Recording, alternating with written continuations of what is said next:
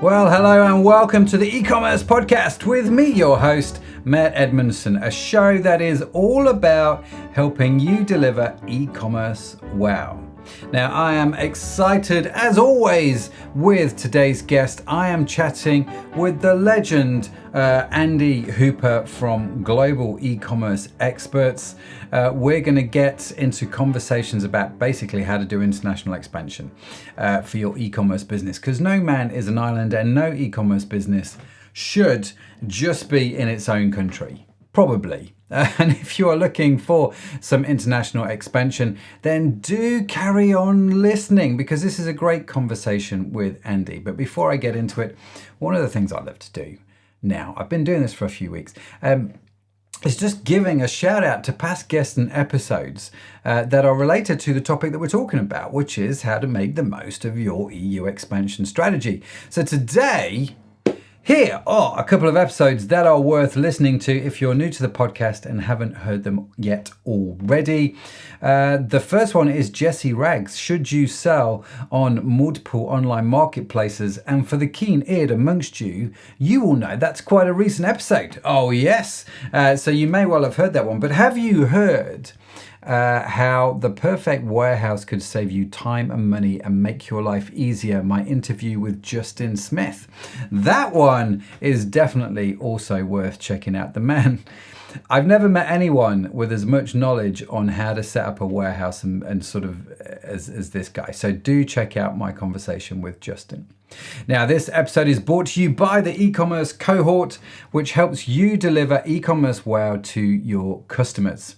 If you don't know what cohort is, stay tuned because I'm about to tell you. Yes, e-commerce cohort is a lightweight monthly guided coaching program. It's awesome. It's basically for those who have been in e-commerce for a little while and those who are just starting out, right? It's like I say, it's a lightweight membership. It's a monthly thing, and we cycle through all the key areas of e-commerce, the sole purpose of which is to provide you with clear, actionable jobs to be done so you'll know what to work on. And more importantly, you'll have the support to get it done. So whether, like I say, you're starting out or whether, like me, you've been around for a while, can I encourage you to check out ecommercecohort.com if you are in e-commerce at all. It's definitely worth checking out, let me tell you. It's gearing up for its founding member launch. So do check out the incredible offers they've got going on there at the moment. And if you've got any questions about it, do email me directly at matt@ecommercepodcast.net with any questions, because out of all the things that we've done, this is the one I'm most proud of. We've done online courses, we've done all kinds of stuff in the past, and we've taken all of that learning and put it together in the cohorts. Yes. Oh, so looking forward to this thing. Do come and join us in it. Now, Andy is an e-commerce guru. He's been successfully expanding e-commerce brands into new markets for over 15 years, which in e-commerce terms is a very, very long time. And he has worked with companies around the world to provide comprehensive gateways and solutions to new markets. Andy started his career from the ground up and has since carved out a niche inspired by his own experience and success in growing an organization's profits through e-commerce. With an infectious energy, and that actually sums Andy up very well, infectious energy. He leads a team of professionals in all aspects of e-commerce. His global e-commerce team provides Happel? I don't know what Happel is, but they provide it. And also hassle-free end-to-end solutions that have helped thousands of sellers capitalize on the multi-billion-dollar UK and EU markets. Bottom line, Andy knows his stuff, and he loves having fun while he does it. As you'll hear in the interview, one of the things that you can find him do when he's not working, he enjoys sailing, cycling, kayaking, and just hanging out with his friends and family on England's south coast. Yes, he's a fellow Brit.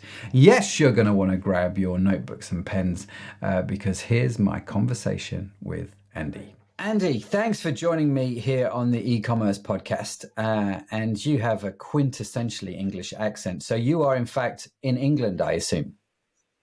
I definitely am. Yeah, like your good self. I am based in an hour south of London, in a place just outside a place called Southampton. Okay. Does that mean you're a Saints fan?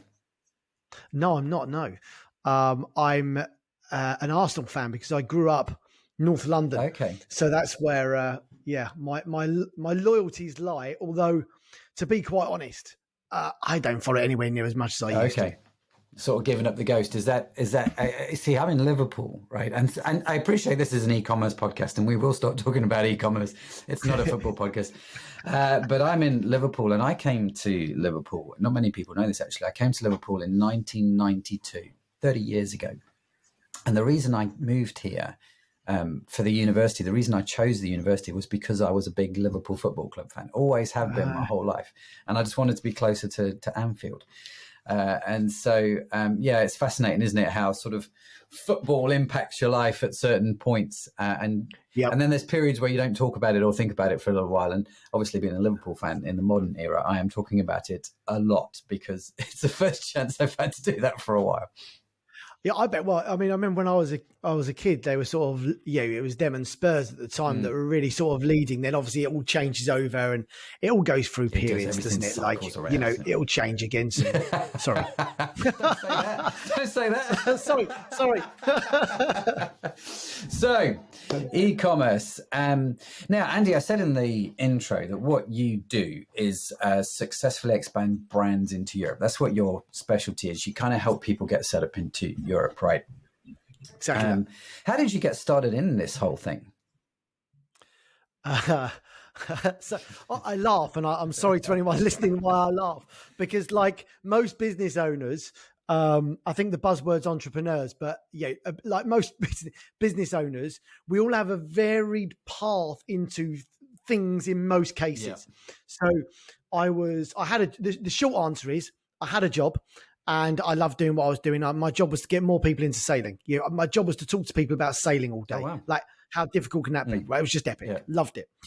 The problem is, whenever you do a job that is truly epic, it normally doesn't pay very much money. And don't get me wrong, it was a decent salary, but the reality is I had expectations for slightly better things in life. Let's say. Anyway, 2008-9, the financial crash happened, and basically, I was a little bit screwed for cash. And at that point, I realized I never wanted anyone else to be in control of my finances again. Yeah. In metaphorically speaking, because, when you've still got a business, someone's still in control of some of those things but at least you've got the ability to go and try and earn more. Yeah.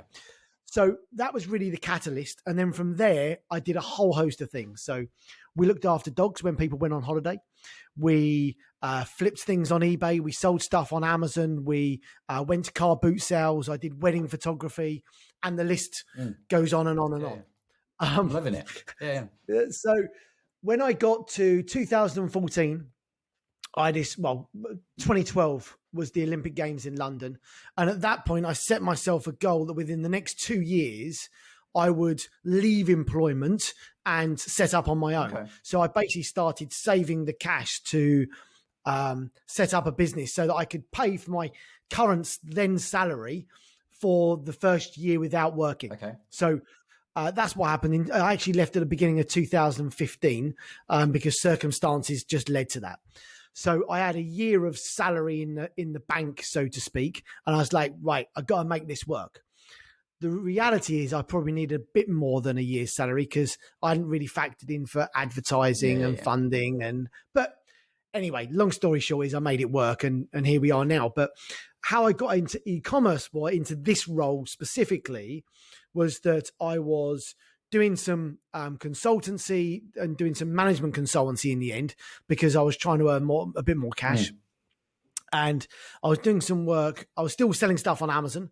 And I knew that in 2016, what was going to happen was the rules were changing for sellers on Amazon specifically, that Amazon would require overseas sellers to be VAT registered. Okay. And they needed to show that they were VAT registered online. Anyway, I was doing some management consulting for an accountant. We struck a really great relationship. A spark and an idea was formed. And that's how Global E-commerce Experts essentially started, was by solving the problem for overseas sellers expanding into Europe based on my experience of flipping stuff on eBay, selling stuff on Amazon. And selling stuff on Amazon for me was okay. I was earning, a few thousand out of it a month. It wasn't my core interest, let's say. I don't really get a buzz from selling stuff. Okay. I get a buzz from selling services and serving people. So there we go. That was a quick fire. Well, it wasn't that quick in the end, was it? But there we go. No, but it was helpful. Yeah, it was helpful. So you've since then been helping people sort of get established in Europe, right, and building their businesses in Europe. And one of the things that we talked about on our pre-call, as a result of this, you've got your success pathway, haven't you? These sort of 7 steps that we're going to get into in this podcast. And is this something that you, before we get into what they are, is this something that you saw quite early on as a pattern emerging when you were helping people get established in Europe? Yeah, exactly that. So, I'm a problem solver. I like to feel like we're making a difference, and I'm a coach. My background is coaching people. Whether it be businesses or people. That's what I really love doing, and because of that, I'm a bit of a problem solver. And what happened was when we first started working with these clients for VAT specifically, they were like, well, I've expanded to Europe and, or the UK. And then they need, I need someone to send my returns or to receive some stock. So, okay, so we built out a warehouse, and then there was a next problem and the next problem. And it basically over time, we basically built out all these different services, which we'll go through. But what happened is the more you talk to your clients and the more you understand them, what happens is you're identifying ways and to see what the problems are to solve. So the pathway essentially came out. We work with around about 2,000 clients that we've expanded, and doing that across lots of different services, whether it be compliance or logistics or account management, doesn't really matter. But the advantage is we see the data. Yeah. So what we've been able to do is work out what actually does success look like, number one, and what does that look like? But what are all the different components that add up to making that work? Because whenever you're going into something new, you want someone that's basically been there, done it, and can speed up the process. You've either got time or you've got cash. And if you haven't got the cash, you've normally got the time. And if you've got the time, you haven't got the cash. So That's true, yeah. There's 2 ways of looking at it. And we're all at different stages of that, depending on how much something is to invest in.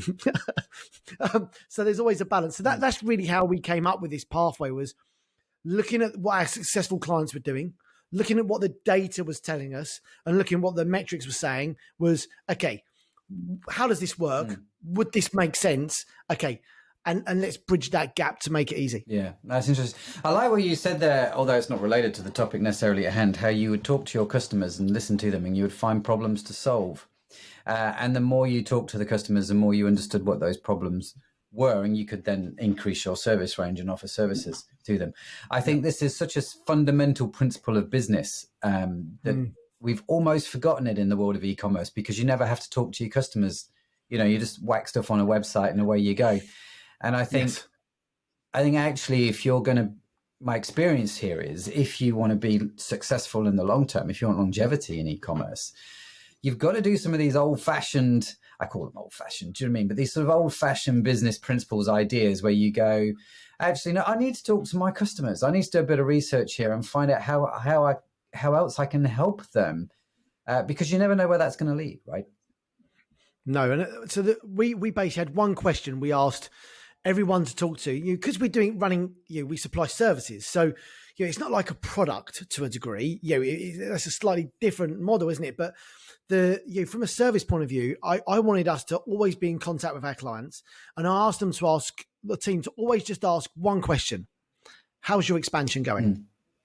Or talk me through I would say, so talk me through how your expansion's going. And that just opens up to, sometimes it's, oh yeah, that's fine, no problems. Some people say, oh yeah, it's going really well, but we're struggling with this, or we're looking to do this, or we don't know how to do that. That is literally where we found out what those problems were, because people were coming to us and saying, well, I want to expand, but it's too difficult. Yeah. And I'm like, well, I'm just going to remove the pain everywhere. Yeah. Yeah, that's a really good point. I think it's such a valid thing to do, figure out the sort of the questions that you want to ask your customers, and just that simple one question, what is it for your business? What is it for your industry? Makes an awful lot of sense, and just keep asking that same question. I like that. How did you, I guess when I think about that question, how's the expansion going? That makes a lot of sense because you're helping people expand into Europe. Was this a question you thought through, or was it just something that just you kind of went, no, this is a question that makes sense. Let's just ask that, and it opened the doors?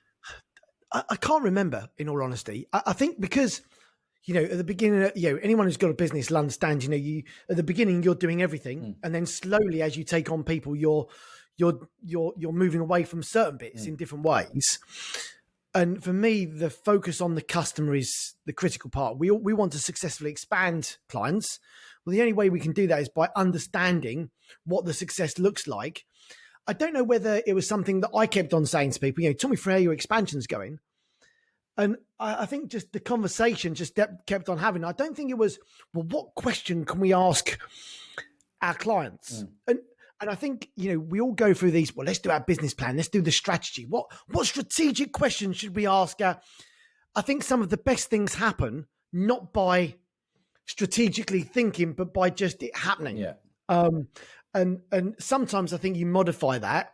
And to be fair, the team here, some of the team feel really comfortable by saying to their client, tell me through how your expansion's going, and having a really good conversation.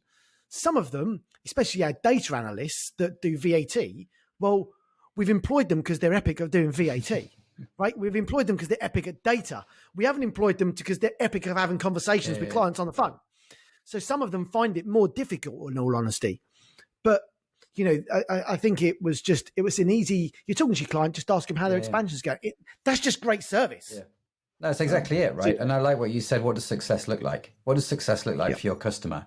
And talking around that, I think it's just so useful. Anyway, we've taken a slight rabbit trail, as we always like to on these shows, because the gold is always in the rabbit trails.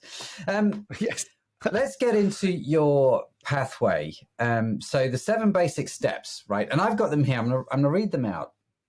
And then we're going to get into the 7 basic steps of your success pathway on how to expand into Europe. So number 1, market research. Number 2, compliance. Number 3, marketplace.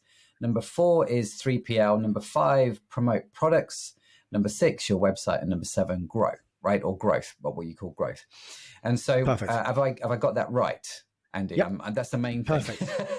So first thing, mate, you got it all wrong. It's all backwards.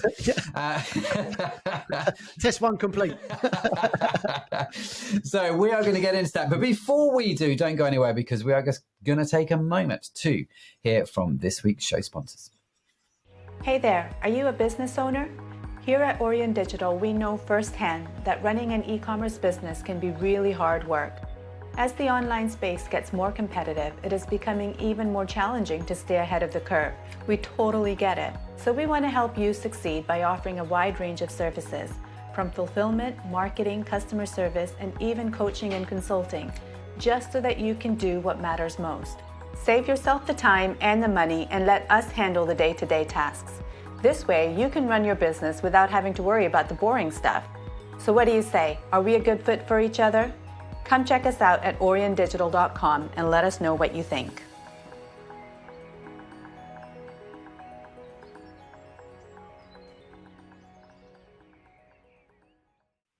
So, Andy, your 7 basic steps. Let's jump into them. The first one is market research. I smile when I say this because every good framework, I think, starts off with market research, or it has that as a component at the beginning. And if it doesn't, I'm always a bit wary. So why have you got that? So most of the clients that we work with are expanding into a new continent or a new region, certainly. So what happens is that they're selling an epic little widget or product in, let's say, the States. A lot of our clients are selling in the States primarily.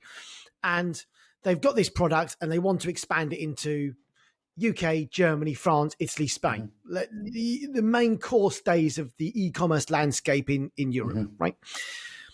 The problem with that is that not every product is relevant for every market, first off. And secondly, different products sell better in some places than others. So something that sells really well in LA, because we were just talking about that, might sell really well in the south of France, Italy, and Spain, but be absolutely rubbish in the UK. There might be products that sell better in northern parts of the States where they get a lot of snow, in other parts of Europe. So it's crucial to do two things. One, understand the size of the market and that your products are relevant to be sold in those areas.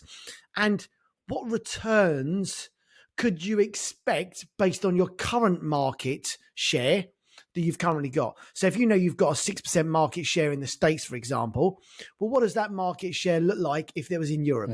And you can get a broad, and I'm hesitant, a very broad idea of what that might look like.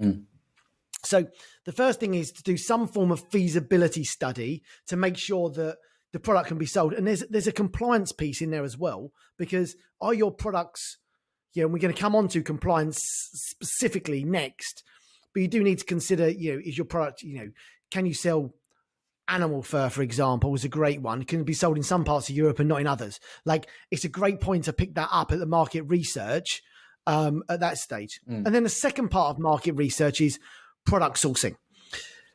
With the current state of getting shipping around the world, could you source your products locally? So could you source the products and get them made in Europe instead of getting them brought in from other parts of the world? We can see now that actually, I think that's becoming higher and higher on everyone's agenda. We've been talking about it for a few years, but actually, can you look at sourcing your products locally? We've got one client that did this really successfully. They sell forts. So basically, you buy a pack of cardboard forts and you build them for your kids instead of putting basically chairs upside down and some bedding. I guess is what we've all done. And what they did before they launched, they decided that in the States, they have somewhere in Mexico, I believe, making the products. Before they launched, they were going to find somewhere in Europe to do that, to reduce the costs of sourcing, to reduce the costs of travel, shipments. And what a winner that's proved to be this year, or in the last 18 months, because, well, all of a sudden, no one can get containers out of China and at a decent rate. So they're the two key parts: feasibility and sourcing the product. And some people do more or less of either of those.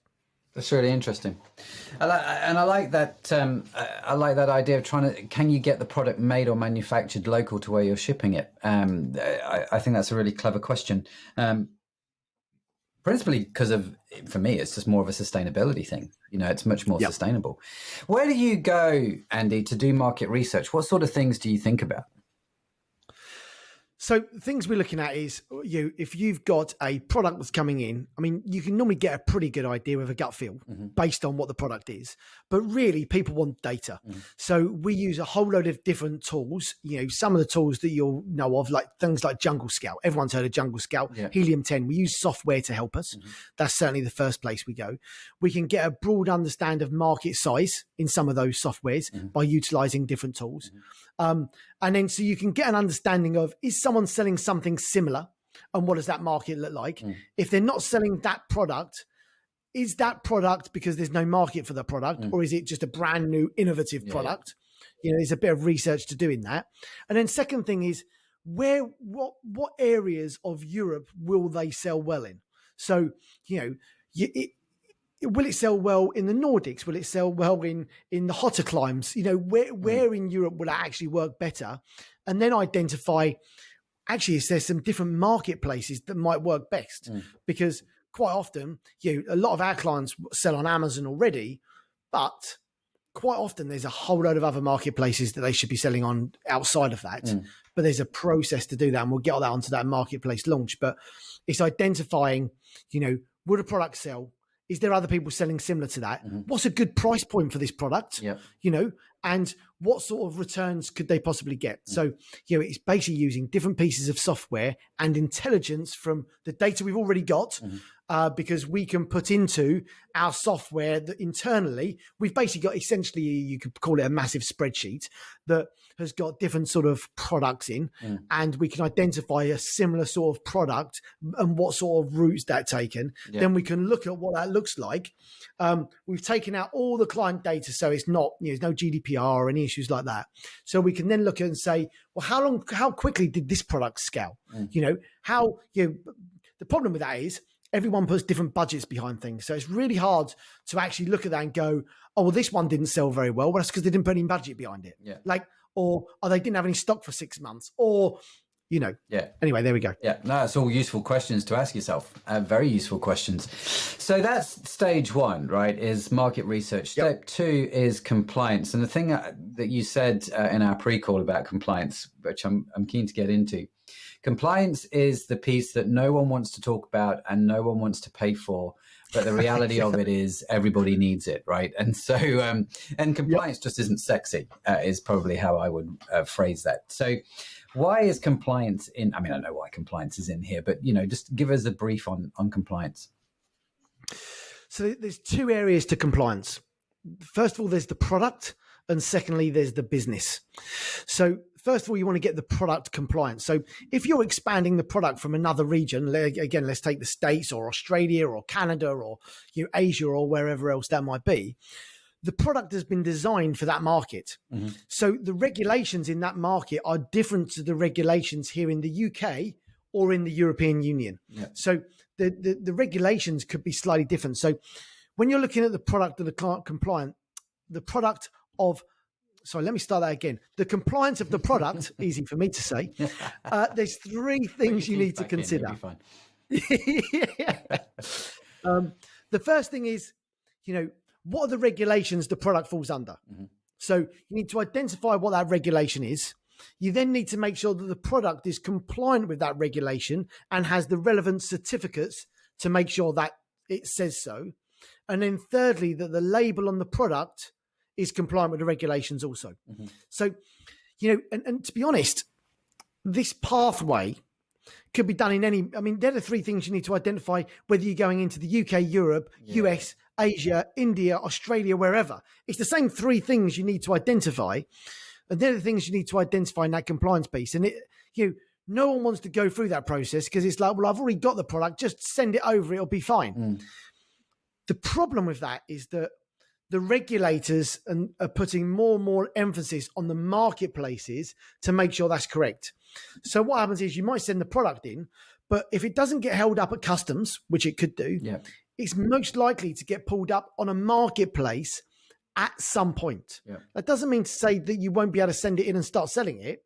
But what you don't want to do is build this epic product, get it selling, get great sales velocity, start selling the product, and then only for it to be taken down because it's not compliant. With a short piece of compliance beforehand checks, you can basically solve those problems. It's a little bit of headache at the beginning to basically just tick the boxes to a much bigger headache further down the line. So that's the product compliance piece. And there's a whole load of different things in there around that. Then you've got business compliance. Now, the business compliance takes a whole load of different formats. Let's cover the first big piece, which is VAT or GST in some places or sales tax in others. But for Europe, it's VAT, value added tax. The bottom line is, if you're selling a product in a country, the government wants some cash in return for you selling the product.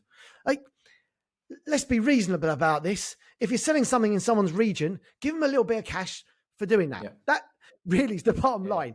And, in all European countries, they have VAT. They have import VAT and sales VAT. You need to make sure that your business is able to pay import VAT and collect it back and pay for sales VAT when you sell a product. And there's a lot of who's, where's, if, what's, and maybes in both of those. The bottom line is, if you're selling products from within a country and you're fulfilling in a country, you need to pay VAT. And if you're sending a shed load of products to a country from another country, you need to pay VAT. Now, there's a whole load of thresholds and numbers in there, but that's what you need to start thinking about is if you're selling a product somewhere, you need to pay VAT. Yeah. That's the bottom line. So that's the second part. And there's two other parts to business compliance you need to be aware of. One is trademarks. I'm not going to go into deeply, but if you want to build a solid e-commerce brand, you need to be trademarked. Yeah. I'm just going to leave that there as a compliance piece. And coming in at the moment, there's a lot of things called EPR, which is a recycling tax, specifically in France and Germany. But once it's a success there, they'll be putting it everywhere else in Europe. So basically what that is a very simply is a tax on recycling. So if you send a product into a country, they're going to basically charge you a little bit of tax to recycle the product. Yeah. And they're the pieces. And that's why compliance is important. You need to make sure you've got all these pieces solved at the beginning, because it's much easier to do now when you're not selling anything than it is further down the line when you're unraveling a lot of string. Mm-hmm. Yeah, no, it's a fair point. That's a fair point, and I get that, and I can see why actually people will contact you, Andy, because compliance is just one of those minefields, isn't it? It's not sexy. People avoid it because it becomes like, the Alice in Wonderland, doesn't it? How deep does this hole go, really? Yep. And you just get sucked into this whole thing, which is an absolute nightmare. So compliance is on your list. Marketplace. Yep. You briefly touched on this a second ago, but let's dig into that. Yes, I think the next thing is doing, and some of this will come out of your market research, but what you really want to identify is what's the best marketplace for you to launch on. Mm-hmm. And this is launching. This isn't succession. This isn't thinking in a year's time I want to be on 20 different platforms in 20 different countries. This is your marketplace launch. Mm-hmm. What is the best place, bang for buck, for you to launch your products and your business in Europe? So depending on where you're selling beforehand is going to depend on that. If you've got your own website, and let's say Shopify or other, you are selling on that, well, clearly you're probably not going to launch on a marketplace. You're going to launch on your own website. Mm-hmm. I get that, because that's what you're used to. Basically stick to what you're used to. If you're selling mainly on Amazon in the US, well then just transfer that to Amazon in Europe, because it's really straightforward to do. The majority of the tools and functionality and the design of the platform is exactly the same. Makes no difference. Mm. So stick with what I tend to say, stick with what you're used to, start off with. There are some other better platforms that might work better in those regions? More than likely, is the honest answer. But don't necessarily go around to do that straight off the bat. Stick with what you're used to that works. And then you've got to think about, which countries am I going to do first? So broad understanding, I'm going to take Amazon as a great example, because it accounts for a lot of sellers that listen to e-commerce podcasts. Mm-hmm. So in a nutshell, the UK and Germany account for 2/3 of all sales across Europe on Amazon. Mm-hmm. So if you talk about a launch strategy, where would you launch? Well, the UK, Germany, and I'm going to put in Netherlands, and we'll come on to Netherlands why when we get to logistics later, is that by launching in the UK and Germany, you've got 2/3 of all opportunities in Europe. Yep. So actually your marketplace strategy is launching those two first, because you can tackle the majority of Amazon from there. And other things that come in there, so things to consider is you need to consider listings and translations. Mm-hmm. Make sure your listings are translated in relevant country and you've got some keywords in the relevant translation. You need to make sure you've got a payment system set up, because if you just get Amazon, for example, to pay you directly into your bank account, if it's in a different currency, Amazon stings you for the interest charge. So you want to make sure you've got a decent payment gateway to make that work. You then need to make sure you've got someone that can ship your products to where you need to get to. Mm-hmm. So within this, it was marketplace launch. This could come into 3PL next, I guess, but you need to make sure you've got a way of shipping products into the marketplace or into a 3PL, which we'll come on to next, and your customs is all sorted. And you want to have that set up so it's ready to go when you're launching on that marketplace to get products into region as quickly as possible. So decide on the marketplace, get a payment gateway, get the listings and translated sorted, and shipping and customs. And what I'd say on listings and translations is crucial that you get those done. But, and here's the but, is have an 80-20 rule. You're never going to get it to 100% correct because you're just launching. It's never going to be right. If you stagnate and think, or procrastinate would probably be a better word, about, oh, well, I'm not going to get that done yet, so I won't launch yet. It won't ever happen. Get the majority of it done and then tweak it after, because it will never be perfect anyway. Good tip. Top tip. And why did you, I'm curious to understand why you mentioned the Netherlands. Yeah, so the reason for the Netherlands is coming into Europe. The Netherlands is the gateway into Europe from a logistics point of view, because basically shipping into lots of European countries, they just make it really quite difficult. The Germans are renowned for making sure that the paperwork, for example, is 100% correct. Yeah. And also making your life really, really difficult. Fact. You go to any e-commerce forum and say shipping to Germany. I guarantee you, I can attest to this fact. And you're preaching to the converted, bud. So yeah, I'm there with you.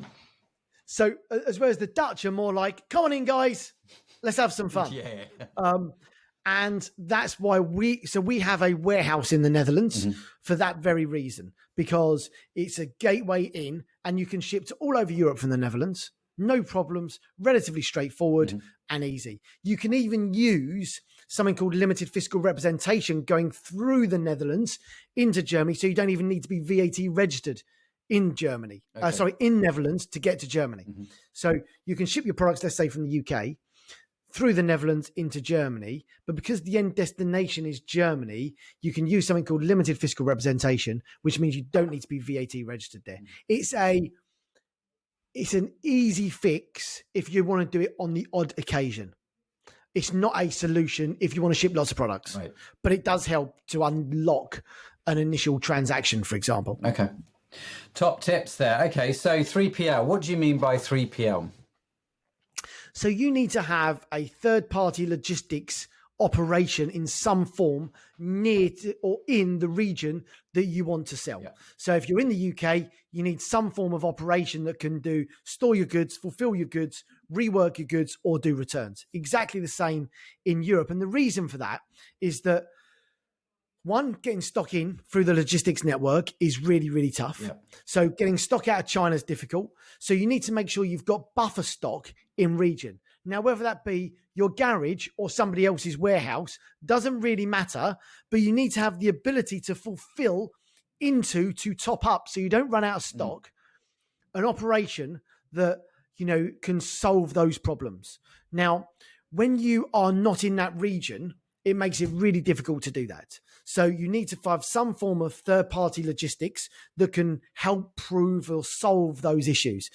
So a typical client of ours would send a container into one of our warehouses, either UK or Europe, send, let's say, half of it into Amazon, into FBA, and keep the other half. Now, when the other half is in the warehouse, you can do several things. One, you could just leave it there if you wanted, and then just top it up into Amazon when they run out of stock. Great, no problems with that whatsoever. You can have the returns come there and they can be reworked, either be sold back on Amazon or put onto eBay or destroyed, whatever it needs to happen to that. If something comes in from China and it needs reworking, because I say China because a lot of sellers have stock coming in from China, other locations are available. You can basically have that stock come in, and we've all had it where the stock's come in and we realize the wrong barcodes on something. So you need the ability to put new barcodes on. So you might need that problem. Or what you might do is say, well, we've put that other half in there into Amazon. We've got half sat in the warehouse. Why don't we make that work for us while it's there and launch that on other marketplaces or own website, and then just fulfill direct to the consumer from there? Because even if you sell 10 products a day, which might not be very much, but actually, if it takes you 3 months, 90 days, that's 900 products you've got less in the warehouse that you didn't have. So all of a sudden you've signed 900 products. You're then not paying storage on those 900 products. Like, that's got to be a win. You've sold those. And the way that you win in e-commerce is by selling your products as quickly as possible to get the cash in the bank, to get more products, to get more stock out the door as quickly as you can. It's all about stock rotation, a minimum amount of stock on the shelf. While it's on a shelf, it costs you money. And you don't want it on the shelf. You want it in people's hands. So the more you can do around that, and that's why 3PL works really well, especially since, let's say COVID was a great example where Amazon shuts its doors and you can't get your products into Amazon because it's only, products for COVID or whatever, face masks or whatever it happens to be. So you need Seller Fulfilled Prime enabled potentially in those regions as well. So that's why 3PL can be really, really useful in those areas. So I guess one question here is, how do you find a good 3PL? I mean, what are some of the things that you need to look for? So the key things I would suggest is, one, they're used to working in e-commerce. They understand e-commerce. Like, they understand it's all got to be done tomorrow. Yeah. So what you're looking for there is how long does it take goods to come in versus goods going out? So what we do is we basically solve all the problems on the inbound because it wants to go out tomorrow or that day. Whether it be to FBA or direct to the consumer, it needs to go today. Yeah. So you need to be able to make sure that they're geared up for solving the problems on the way in so that it can go out quickly. So there's the first thing. They need to be able to send directly into Amazon or whatever you're shipping to. They need to understand the requirements for doing that. They need to have the ability to do direct to consumer. In our experience, you wanted someone that can do both. And you also want them to be able to do reworks and returns. So your returns coming in, you need to be able to process and either destroy quickly or put back to stock quickly, coming back to the point of you need to rotate your stock as quickly as possible. Yeah. Even if you make a minor loss on that product of £1, that's better than destroying the product and losing £3. Yeah. Like, it doesn't matter. You need to recoup, and you want people that can be able to do that for you. So I think some of the keys, some of the things we're seeing at the moment is that there's not many 3PLs or warehouses and storage providers that want to do both. They don't want to do direct to consumer and to FBA. Right. They want to do one or the other. I think that's because, when you start looking at really fast pick and pack, sending cartons and pallets into Amazon is a real ball ache. Yeah. And it's a really difficult operation to have both. And there's not very many people that can do that. So it depends on what you're looking for. If you're looking for a D2C operation, then you might be better off going to only someone that does direct to consumer. Yeah. That's solely focused on that, because they will be 100% slicker at doing that than someone that does both or just does FBA. We do both. The problem with that is that we have to split stock on the way in for it to go to the consumer or to go to FBA. Yeah. It's no problem. The downside to that, takes a little bit longer for it to get our stock in. It takes 48 hours to do that instead of 24 hours sometimes. Like, for some people, that doesn't make much difference. And if you're a well-organized seller, that won't make any difference. Yeah. Top tips. Very good top tips. So, market research, compliance, marketplace launch, 3PL, third-party logistics, and then promote products was your fifth one. So what, this is marketing, right? Exactly that. So if you think that you're going to be able to launch your product, stick it on a website and not do any promotion, you may as well go home now. Yeah. So this bit is about basically telling people you need to promote your product. And there's a whole load of different ways in which you can do that. And all of those ways are constantly changing. So what we first saw no longer works because the market's adapted and changed, and the policies have changed, or the software has changed for lots of different reasons. So it's about finding what's the right way to promote your product today, rather than what happened yesterday, because it's constantly changing. But let's be honest, there's some pretty standard ways of doing that. Yep. You're going to have to pay someone somewhere to drive traffic to said product. That doesn't matter whether it's on a marketplace or whether it's on your own website and you're bringing social in. Either way, you need to generate traffic in one form or another in order to promote your product. And quite honestly, there's a whole load of different ways you do that. But the bottom line is you need to generate traffic of some description. Yeah, no. And listen, I appreciate it. People might be listening and go, well, that's an obvious thing to say. And it is, but there are still people out there that think if you build it, they will come. And, and it's not true anymore. You've got to actually have a really good marketing strategy. And that marketing strategy has got to work for the area that you're going into, right? So what works for us here in the UK might not make sense for a marketplace based in the Netherlands, for example. And so you know, this again comes back down to your market research, doesn't it? And finding out what strategies work in that space, which is why you're going to have to pay somebody to help you, because you're not going to know, right? You're not. And so find someone that can help you in that area. Okay, so number 6 on the list, website. We've not touched this yet in some respects. So why is this so far down the list? So the majority of the sellers that we work with come from a marketplace. Mm-hmm. So because they come from marketplaces, what happens is that they're really focused on marketplaces. So for us, the website piece comes much further down the line once they're settled in region. Mm-hmm. So once they're in the region and they've selling products, they've proven the model, then what they can do is they can then create their own website, or hopefully they're already selling on their own website in their own country. Yeah, they can just add a new domain, .co.uk, .de, .it, mm-hmm. .es, whatever it happens to be, into that search, onto that platform, and they can start carry on selling. Mm-hmm. We see now that the brands again that are winning are those that have an omni-channel approach, those that have an ability to create their own list. So by creating their own list, when they bring out a new product, they can market their products back to the same customers. Like, that works really, really well. That's really sensible. And I know that some of the marketplaces are actually catching on to this and starting to give you the ability to start doing some of this as well, which is really, really encouraging. But the bottom line is that you need to, if you get switched off from a marketplace, you need to be able to sell your product somewhere, mm-hmm. and you need to have your own website to do that. This is by far the sort of the next strategy in your process. Now, for some sellers, actually the website and marketplace pieces might swap over. So instead of this being 6th, it might be 3rd, and marketplace might be 6th instead of 3rd. So depending on you as a seller and what you and how you currently do it, you might actually swap these over. Again, there's no problem with that. It's designed to be slightly adaptable according to you, like you as a brand. So that there's 3 core things to think about. 1, you got to build the store, makes perfect sense. Yep. 2, you want to build a list. And 3rd, we've put on here what we class as the Dream 100. So you don't really want to be selling to your top 100 sellers.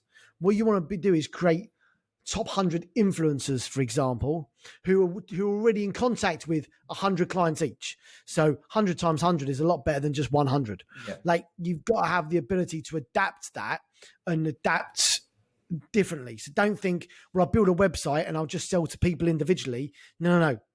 Think about how you can build a website, build a following, yes, social, all the rest of it. We've talked about social and promote. You need a social interaction, but you create the top 100 influencers that are already talking to people. And actually, from a business point of view, whatever you do, this is a great thing to do. Who are the top 100 partners you can work with that can elevate your brand in any way, shape, or form? And actually, it doesn't actually matter if that's on Amazon either. You can have someone doing an unboxing video on YouTube and send them to your Amazon listing. Mm-hmm. No dramas. Actually, that's great for ranking. So there we go. So that's the website piece. Yeah. And finally, growth. Yeah, this is, for me, we were unsure whether to call this growth or scale. Once you've got all of these pieces and you're constantly scaling, you're constantly growing. Mm-hmm. But at this point, you really are looking to, really, really capitalize on everything you're doing to take it to the next level. And there's 3 areas in here that you should be considering. One is, what additional marketplaces do you need to be on, mm-hmm. and how do you build on the marketplaces you're already on? So let's say we talked about being on Amazon in the UK and Germany, for example. Well, how do you get on Italy, Spain, France, Czech, Poland, Sweden, Netherlands, mm-hmm. And the others that will come shortly, so you should be getting on those. But what other marketplaces are there? Let's talk about, the UK.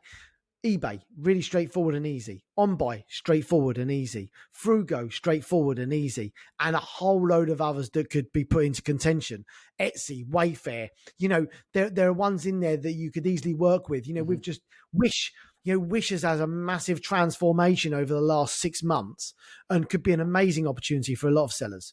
So, but then you get into other countries, Netherlands, Amazon isn't the biggest marketplace in the Netherlands. Bol is. Like, you want to be on bol.com. You don't want to be on Amazon. I mean, you want to be on Amazon, but bol.com is much better. And then you get into Allegro, you can get into Otto, CD Discount, Real, Otto, in all those other countries. What other marketplaces should you be on? Yeah. And if you're working with a decent agency or service provider, what they're going to be able to do is they're going to be able to connect you from their warehouse into all these other platforms. Mm-hmm. And then they can just, if you get one order a day from 20 platforms, great. Yeah. Doesn't matter. You're still reducing your stock by 20 products a day. They're sat in the warehouse anyway. Mm-hmm. Like, it makes perfect sense.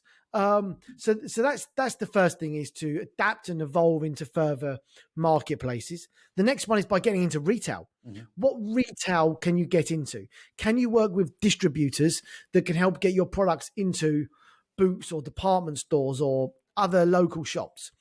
So that's the next thing. And that's relatively complicated to do unless you know different distributors. So we're really trying to build out different distributors in different niches to say, well, here's a distributor in the baby section. Mm-hmm. Go talk to these. Here's one in toys. Here's one in food. Here's one in supplements. Here's one in whatever else that comes with that. Yeah.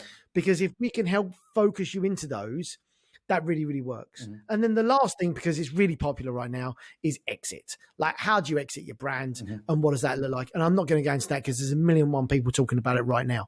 But it's about that growth piece. And if you're thinking about, you get to this point, and what does success look like? We talked about right at the beginning is typically our sellers that are selling in the US, their target should be 80% of their US sales here in Europe. Mm-hmm. That's what success is, the measurement for us. Okay. So basically that's where we aim to get our clients to when they expand through this pathway. So client comes in and says, hey, Andy, I want to successfully expand to Europe. What does that look like? Well, by the time they get to the growth piece, when they're working with our growth managers throughout, the growth managers' target is to get them to 80% of their US sales. Mm-hmm. We're going to adapt that soon. And hopefully we're going to get to 100% by just adapting that to globally. So it might be Japan and Australia and stuff like that to add in. But that will come in time. Today we're focused on the Europe, and it's 80% of their US sales. That's a really good metric. It's really so good. I've written it down. I'm curious to know what some of my sites actually sales are in relation to those figures. So I'm going to go and check. Andy, listen, there is so much value that you've given, and I get that you've covered a lot, right? So there's a couple of things. One, you've covered a lot, and I think we will put comprehensive show notes together so people can sort of get hold of this information, because I think people will want to go over it again. But I appreciate, like, since Brexit, for example, there's a lot of change for people who distribute from the UK to Europe, and there's a whole bunch of things that have gone on and questions that people are going to have. So if people want to get hold of you, if they want to reach out to you, how do they do that? Yeah, great. Thanks. So I think the UK Brexit thing is a big thing. Just pick up on that. We've not talked about that. That whole Brexit, UK to Europe, Europe to UK is really easy. Mm. People are overcomplicating it right now, and they should just think it's easy, because it is. So if people want to get in contact with us, really, really straightforward. There's several things you can do. You can either Google global e-commerce experts, and we're hopefully, fingers crossed, we're going to come up. We should do. If your SEO is working, you can, you can contact us on all the social platforms, wherever works best for you. I don't think we're particularly heavy on TikTok, because that's not me right now. Although our new marketing person is convinced that I'm going there very, very soon. Okay. Reels and TikTok videos. Exactly that. So, but realistically, the easiest way is to go to LinkedIn and go Andy Hooper, and you're going to find me on LinkedIn. And then I'm going to you can ask me any questions you like, fire away, and then I'll direct you to the most relevant person within the team that can support you. If you want our 7-step guide, downloadable PDF, connect with me on LinkedIn and ask for it, and I'll get it sent over. And it's an ebook that people can get from us on how to expand, basically expanding a bit more detail in what we talked with Matt today about how they can do it. And then you've got some notes on that as well. Fantastic. And we will put a link to Andy and everybody in the show notes, like I say. So before we end though, Andy, I'm curious, UK to Europe post-Brexit is easy. I know a lot of people that are going to argue with you on this one. So why would you say that? So before Brexit, 98% of our business was all focused with sellers based in the States expanding into Europe. Mm-hmm. And it doesn't matter whether they're expanding into the UK or to Germany, as the two biggest markets. We've been doing it for years. American sellers have been doing this for years. And what's happened is that the typical Brits and some Europeans is that when something changes, everything goes in the too difficult pile because we don't understand it. And what happens is because the regulations change, no one's actually said to us, here's what you need to do step by step to make sure that's solvable. Well, the good news is for anyone listening today, you can take these 7 steps and you can utilize these and you can go through these 7 steps, and that's how to expand back into Europe. Now, there's a few complications that have arisen since. Do you need an entity? Do you not need an entity? How do you ship things into Europe? And how easy is that? And the biggest problem we all had was shipping things into Europe. It was the biggest problem. It was the biggest pain. So we've got ways around that. We can solve those things for you. Most of those engage with a UK, Netherlands and Germany strategy in one form or another. By having VAT registration in the Netherlands or limited fiscal representation in the Netherlands, you ship stuff into the Netherlands and you're back into Europe literally overnight. Most people will probably already still have VAT in most of the European countries, unless you've really thrown your toys out the pram and got rid of your VAT numbers as well. And I know things changed because life changes. That's what happens. As business owners, what's going to happen is Brexit has thrown everything out the box, and you've got to re-put the box back together and understand how to do that, the jigsaw, whatever you want to call it. Well, in 3 months' time, there'll be something else. And, you know, as a business owner, your role is to solve problems and to make things happen. And if you are unsure on those, we've got to find experts that are available that can do that. And some of that is just about finding who those people are, who's already done this, who's made it a success. Obviously, we'd love to talk to you. We can do that for you. But I'm sure there's other people that have done that now that can make that happen as well that you may know. You know, there's a problem. The rule book's been ripped up and we got to start again. Okay, who's got the rule book? How do I change that? Because in a year's time, it won't be Brexit. It'll be something else. But very good. I like that. Brexit is easy. So that's a really good quote, which we'll put on social media. I've no doubt. Excellent.